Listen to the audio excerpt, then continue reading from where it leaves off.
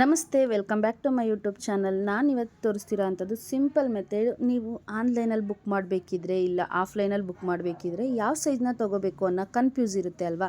So ಈಗ ಆನ್ಲೈನಲ್ಲಿ ಇದೊಂದು ಟಾಪ್ನ ಬುಕ್ ಮಾಡಬೇಕು ಅಂದರೆ ಇದಕ್ಕೆ XL, L ಮತ್ತು M, S ಅಂತ ಈ ರೀತಿ ಸೈಜ್ ವೇರಿಯೇಷನ್ ಬರುತ್ತೆ.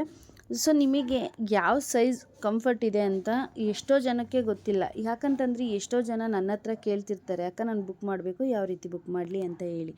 ಡ್ರೆಸ್ಗಾದರೆ S, M, L, XL, XXL, XXL ಈ ರೀತಿ ಬರುತ್ತೆ.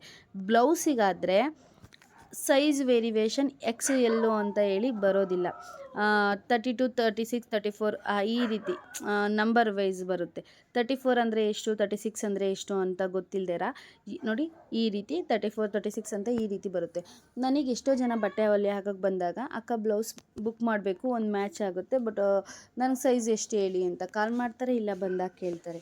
ಡ್ರೆಸ್ಸು ಅಷ್ಟೇ, ಅಕ್ಕ ನಾನು ಹೋದ ಸರಿ ಎಲ್ಲಿ ತೊಗೊಂಡಿದ್ದೆ ತುಂಬ ದೊಡ್ಡದಿತ್ತು, ನಾನು ಯಾವ ಸೈಜ್ ಇದ್ದೀನಿ ಅಂತ ಹೇಳಿ ಎಷ್ಟೋ ಜನ ನನ್ನ ಹತ್ರ ರಿಕ್ವೆಸ್ಟ್ ಮಾಡಿ ಕೇಳೋದ್ರಿಂದ ನಾನು ಈ ಟಾಪಿಕ್ನ ತಂದಿದ್ದೀನಿ.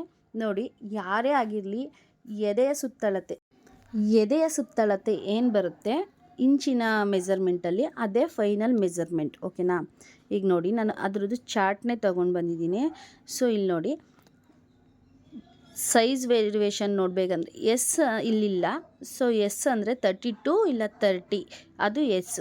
34 M size, 36 L size, 38 XL size, 40 XXL, 42 XXL. 32 ಇಂದ 34 ಏನಿದೆ ಅಲ್ವಾ, ಅದು M ಸೈಜ್ ಅಂತ ಕೊಟ್ಟಿದ್ದಾರೆ. 32 ಒಳಗೆ ಏನಿದೆಯಲ್ಲ ಅದು ಎಸ್ ಸೈಜು. 1 ಇಂಚು 2 ಇಂಚು ವೇರಿಯೇಷನ್ ಇರುತ್ತೆ.